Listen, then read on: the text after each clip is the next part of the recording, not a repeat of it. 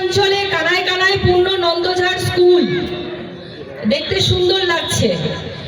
সবাইকে নমস্কার, জোহার, দণ্ডবাদ, বড়দের ছোটদের শুভেচ্ছা জানাবো।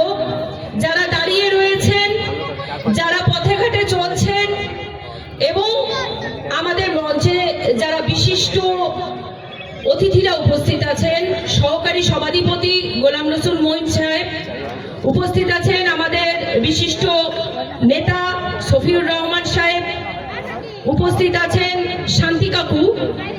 শান্তি কাকু এমন একটা মানুষ, এতটাই পুরনো মানুষ যে বহুদিন থেকে আমাদের অভিভাবক হয়ে কাজ করছেন এই অঞ্চলে। উপস্থিত আছেন আমাদের প্রধান ম্যাডাম এবং মুস্তাকিম দা সহ অঞ্চল নেতৃত্ব, ব্লক সভাপতি, আমাদের মেন্টর মাজাহার দা আছে, আক্তার দা আছে, আমাদের ব্লকের অঙ্গনারী মহিলা প্রেসিডেন্ট সন্ধ্যাদি উপস্থিত আছেন, পঞ্চায়েত থেকে শুরু করে অঞ্চল থেকে, বুথ থেকে এবং শাখা সংগঠনের ছাত্র যুব, আইসিডিএস, আশাকর্মী, সমস্ত সবাইকে আমি জাতীয়তাবাদী সবুজ অভিনন্দন জানাই। আজকের এই কর্মী সভার মূল উদ্দেশ্য হলো, আমরা বুঝে গেছি 2026-এ নির্বাচন খুব কাছেই, মানে দুয়ারে ভোট। ভোট চলে এসেছে, আর এই ভোট আগামী 5 বছর আপনারা কিভাবে এই মাটিতে ভূমিতে থাকবেন সেটা আপনারাই ঠিক করবেন, কারণ জনগণই শেষ কথা বলবে। জনগণের দ্বারা নির্বাচিত সরকার 2026-এ আরেকবার মমতা বন্দ্যোপাধ্যায়ের সরকার উন্নয়ন দিচ্ছে। মমতা বন্দ্যোপাধ্যায়ের সরকার ঘরে ঘরে বেনিফিশিয়ারি দিচ্ছে। এমন কোন ঘর নেই যেখানে মমতার একটাও বেনিফিশিয়ারি নেই। সেটা আমাদের কন্যাশ্রী হোক, যুবশ্রী হোক, কৃষক বন্ধু হোক, বার্ধক্য ভাতা হোক, আমার বাড়ি হোক, আমার নারীদের জন্য লক্ষ্মীর ভান্ডার হোক, বিধবা ভাতা হোক, জয় জোহার ভাতা হোক, জয় বাংলা ভাতা হোক, শিল্পী ভাতা হোক, লোকপ্রসার হোক, কোনো না কোনো বাড়িতে এই বেনিফিশিয়ারি আমাদের আছে। এটা কে দিচ্ছে? মমতার সরকার দিচ্ছে। এইবার এখানে কিছু বিরোধী নেতৃত্ব আছে, তারা বলছে ভাই সরকারের তো দায়িত্বই হলো এগুলো দেওয়া। তো আমাদের বিহারে, আপনাদের পাশেই বিহার আছে, বিহারেও একটা সরকার চলছে। এতগুলো উন্নয়নের প্রকল্প কি বিহারে দিচ্ছে?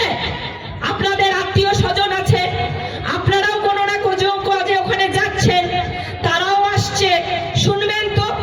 এতগুলো স্কিম কোন সরকার, কোন রাজ্যে এখনো পর্যন্ত স্বাধীন ভারতবর্ষে মমতা বন্দ্যোপাধ্যায় ছাড়া আর কেউ দেয় কিনা?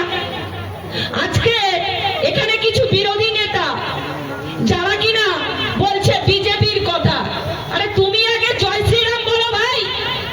তুমি তো ধর্মের নামে আজকে ধ্বজা উড়িয়ে বেড়াচ্ছ। আজকে বলছে হিন্দু, হিন্দি, হিন্দুস্তান। তো হিন্দুদেরকে নিয়ে হিন্দুস্তান বানাবে কে? না মোদি, অমিত শাহজি। তাহলে হিন্দু যখন বানাবে, আমিও একজন হিন্দু মহিলা, এখানে আমার অনেক মা বোন বসে আছে, আমার ভাই আছে, কাকা আছে, দাদা আছে, হিন্দু আছে।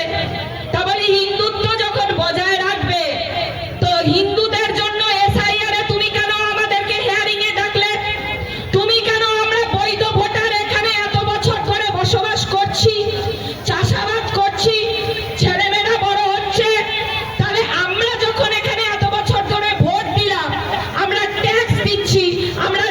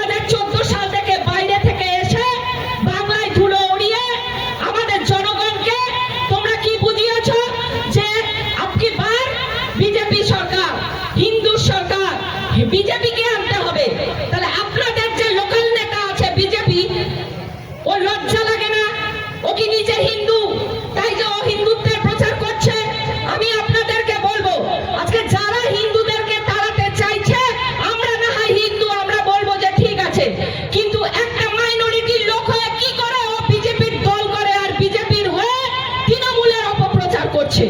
আজকে এত উন্নয়ন হচ্ছে গোয়ালপুকুরের মাটিতে সহ আমাদের গোটা উত্তর দিনাজপুর জেলা এবং আমাদের গোটা রাজ্যে। এই উন্নয়ন কার হাত ধরে হচ্ছে? মমতা বন্দ্যোপাধ্যায়ের হাত ধরে হচ্ছে। তাহলে যখন হচ্ছে, তাহলে উন্নয়ন যখন সবাই নিচ্ছে, আমরা যখন পাচ্ছি, মমতাকেই ভোট দেব। যে আমাদেরকে দেবে তাকে আমরা ভোটটা দেব। কারণ আগামী 5 বছরের ভোট কোনো প্রধানের ভোট নয়, কোনো মেম্বারের ভোট নয়, কোনো জেলা পরিষদের ভোট নয়। তাহলে আগামী 5 বছরের ভোট মমতা বন্দ্যোপাধ্যায়ের ভোট। মমতা বন্দ্যোপাধ্যায় যদি থাকেন, তাহলে আমরা হিন্দু মুসলমান সহবস্থান করে থাকবো। এখানে আমাদের দুর্গাপুজো হয়, 1,10,000 টাকা মমতার সরকার আমাদেরকে দেয়। আর তোমরা কালী পুজোর টাকাটা তো পাঠাও, তোমরা তো কোনো কিছু দিচ্ছ না। আমরা যেগুলো দিচ্ছি সেগুলো নিয়েই সমালোচনা করছো। তোমরা কিছু দাও, তোমরা কিছু দেবে না। এখানে ঈদের নামাজ হয়, এখানে লক্ষ্মী পুজোও হয়, সরস্বতী পুজোও হয়, মেলা হয়, সবলা মেলা হচ্ছে। মেয়েরা আজকে আস্তে আস্তে আগের থেকে অনেক উন্নত হচ্ছে। আজকে স্বর্ণ জয়ন্তীর মায়েরা আছেন, দল করছে। স্বর্ণ জয়ন্তী দলের টাকা কে দিচ্ছে? মমতার সরকার দিচ্ছে। তাহলে আমরা যারা ছোট ছোট ছেলে মেয়েদেরকে স্কুলে পড়াচ্ছি, তাদের কথা কে ভেবেছে? মমতার সরকার ভেবেছে। তাই মমতা বন্দ্যোপাধ্যায় দিচ্ছে, মমতা বন্দ্যোপাধ্যায়কে ভোটটা আমরা দেব। আজকে মমতা বন্দ্যোপাধ্যায় শুধু সার্বিক উন্নয়ন করেননি, মহিলাদের কথা ভেবেছে। সেটা পঞ্চায়েত স্তর বলুন, সেটা জেলা পরিষদ বলুন, রাজ্যসভা বলুন, মন্ত্রিসভা বলুন। আজকে মেয়েরা কিন্তু এই সমস্ত রাজনৈতিক দিক থেকে অনেকটা এগিয়ে আছে। আজকে মমতা বন্দ্যোপাধ্যায়ের উন্নয়ন এসেছে বলে স্কুল ছুট কমেছে, নারী নির্যাতন কমেছে, নারী পাচার কমেছে, মেয়েরা ভালো আছে। সর্বোপরি গ্রাম বাংলার অর্থনীতি চাঙ্গা হয়েছে।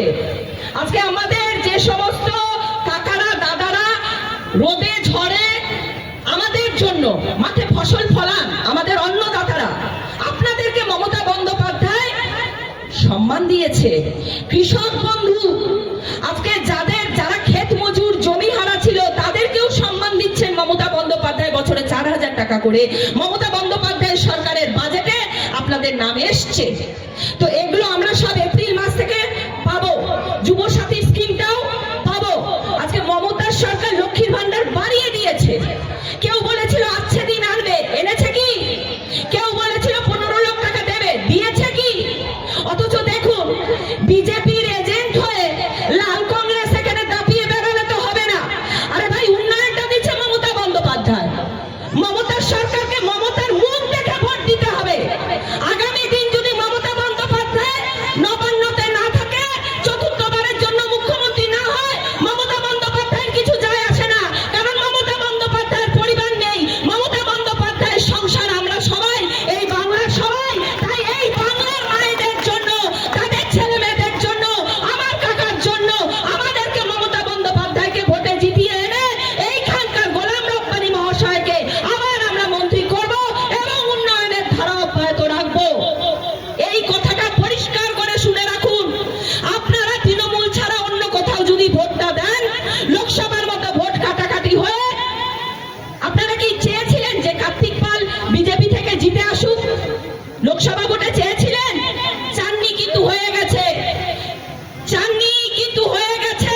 কারণ মনে রাখবেন, ধর্মের সুশ্রুতি দিয়ে, ধর্মের আফিম খাইয়ে আজকে কিন্তু রাজনীতি করা যায় না। রাজনীতি বহু বছর থেকে চলছে, স্বাধীনতার আগে থেকে চলছে। আরে একটা মহিলা যখন ভারতবর্ষের আজকে প্রথম মহিলা মুখ্যমন্ত্রী হয়ে সুপ্রিম কোর্টে আমাদের জন্য সওয়াল জবাব করতে পারে, বৈধ ভোটারের জন্য সওয়াল জবাব করতে পারে, সেই মহিলাটা যখন প্রতিবাদী কণ্ঠস্বর আপনাদের সকলের হয়ে যখন আজকে নরেন্দ্র মোদী এবং অমিত শাহ, ওদের কত ভয়। তাই মমতা বন্দ্যোপাধ্যায়কে আপনারা দোয়া আশীর্বাদ করবেন। আপনাদের দোয়া আশীর্বাদে তৃতীয়বারের জন্য উনি মুখ্যমন্ত্রী হয়েছেন। সামনে আবার ভোট, আপনাদের দোয়া আশীর্বাদে মুখ্যমন্ত্রী মমতা বন্দ্যোপাধ্যায় চতুর্থবারের জন্য যেন আবার নবান্নতে আসেন, এই আশা আমি আপনাদের কাছে রাখবো। কারণ একটা মহিলায় আরেকটা মহিলার দুঃখ বোঝে। আজকে আমার এখানে মায়েরা বসে রয়েছে, হিন্দু মা,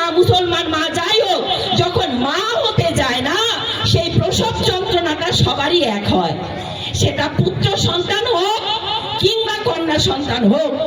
তাই মায়েরা জানে মায়ের ব্যথা।